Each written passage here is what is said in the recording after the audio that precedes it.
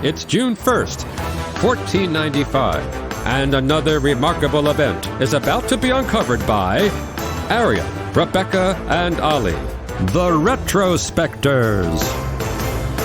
So it was on this day that the Scottish Government recorded a commission in the Royal Accounts book that read simply, to Friar John Cor, by order of the King, to make aqua vitae, the early name for whisky, 8 bolls of malt. And 8 bolls, an ancient measure, would have been enough for 1,500 bottles of the stuff, which suggests that even though this was the first ever written reference to whisky in history, distillation of it must have been going on for years. Yes, and although this was done by order of the King, and the King was James IV of Scotland, he may not have actually wanted to drink 1,500 bottles of whisky, because aqua vitae was actually used in the production of gunpowder. You would wet the mixture of saltpeter, charcoal, sulphur together, and it would be rolled up and dried out and turned into a powder. However, we do have evidence that James IV did enjoy a tipple, because a 1505 account listing contains an expense of 5 shillings for 1 flask of aqua vitae delivered to the King, followed by 9 shillings for that night at Durnway Castle for the King to play cards. But it may not have been either of these reasons that King James had ordered Friar John Cor to get going on the whisky distillation on this day. It may have been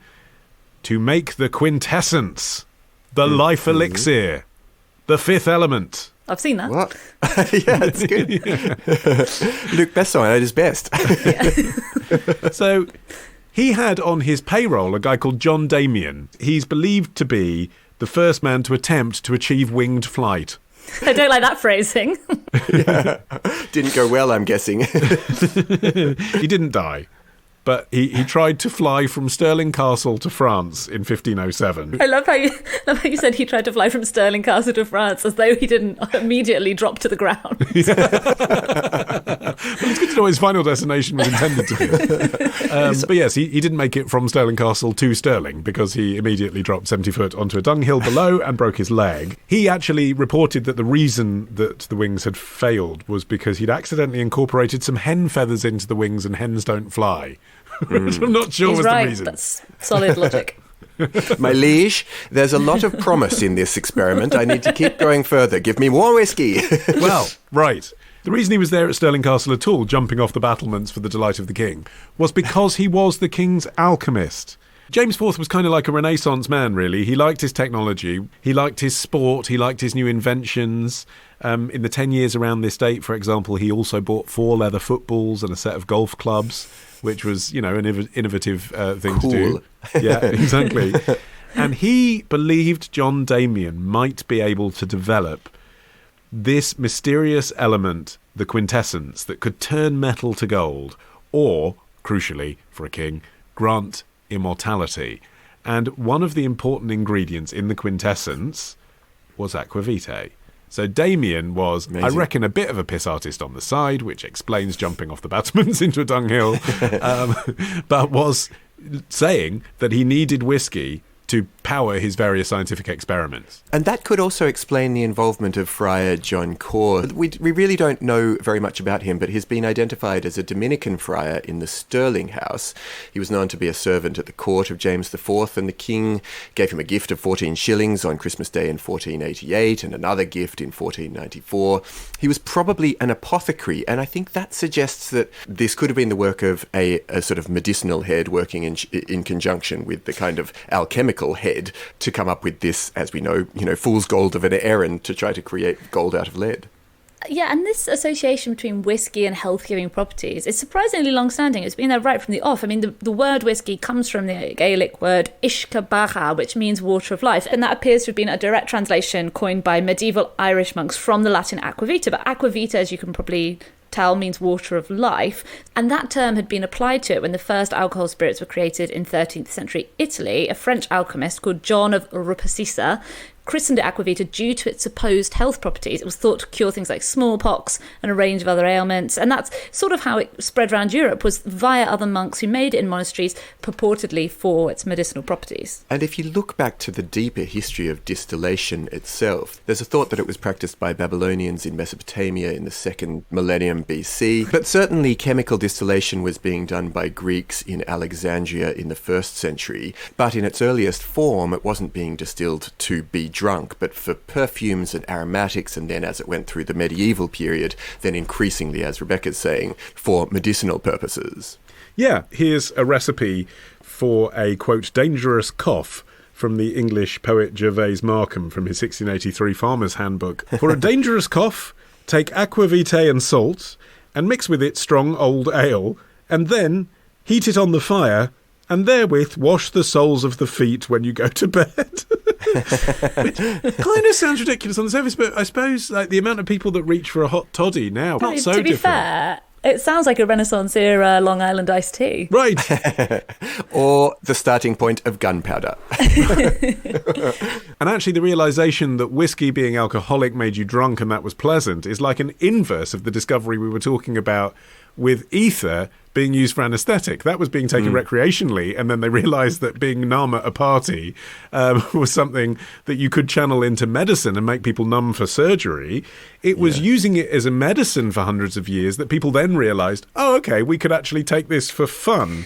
It makes sense that most people would not have immediately realised the fun properties of whiskey, because to get to the question of what would this first batch of whiskey on record in 1495 have tasted like, the answer is probably pretty disgusting. I mean, would have been a very crude product to our palate. It wasn't matured, for one thing. You know, unlike wine, whiskey doesn't age when it's being bottled, so it just would have been raw whiskey. Nowadays, a Scotch whiskey has to be matured for at least 3 years. The taste would actually not really become refined until the mid-1830s, when a new improved stills were introduced that just made the process that bit more efficient. And so it makes sense that it was for a long time thought as being principally medicinal. In fact, that link was still live and well in the 20th century. One of the loopholes in Prohibition in the US was prescription whiskey. And it's no coincidence that the American pharmacy chain Walgreens, at the beginning of Prohibition, they had 40 stores, and at the end they had 400 because they were one of the only places that could sell prescription whiskey.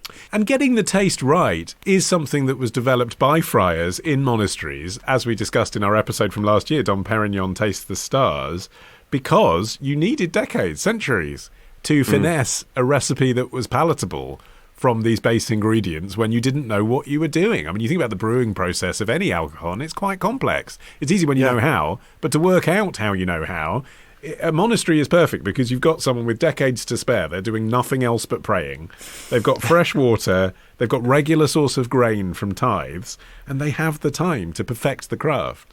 Yeah, and what counts as Scotch whisky is now very specific, but the most recent regulation governing it was only put in place in 2009 to define what actually counts as whiskey in the UK. And it's funny to look through the things that actually denote Scotch whisky. It must comprise a minimum alcoholic strength of 40%. It must contain no added substances other than water, and then plain caramel colouring. That seems like a violation in itself, but apparently you're allowed to do it.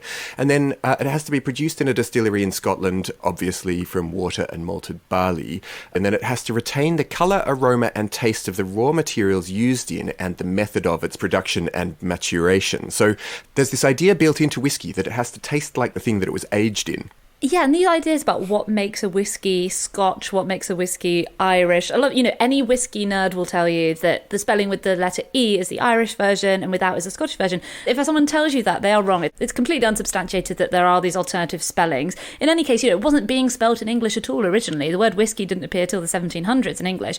And it's actually it seems to be an early 20th century marketing ploy to try and differentiate Scottish and Irish whiskey, because up until then, manufacturers in both countries used either spelling completely interchangeably, and then it became this sort of, this is our thing, this is your thing. And actually the rivalry kind of goes right back to the beginning, because although we're commemorating this as the first official record of whiskey, the actual first written record was probably from a lost Irish text called the Annals of Clonmacnoise, But it was lost, so we don't know. It was lost, we don't care. Well, we only know about it because it was translated into English in the 17th century. But in that book, they describe a clan chief dying after taking a surfeit of aqua vitae at Christmas 1405, and the annal was probably written a few years after that. But it's lost, they don't have it, they can't prove it. Well, it depends how they took it, because I found some instructions if you're deaf from a medical textbook in the 15th century, and it says, take the bile of a hare with aqua vitae and the milk of a woman's breast in the same quantity,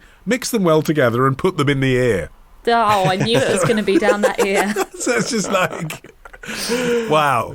I mean, that's a surefire way to really your eardrums, isn't it? next time. Nudity was mandatory, and that went across all ages. Love the show? Support the show. Patreon.com/retrospectors. Part of the Acast Creator Network.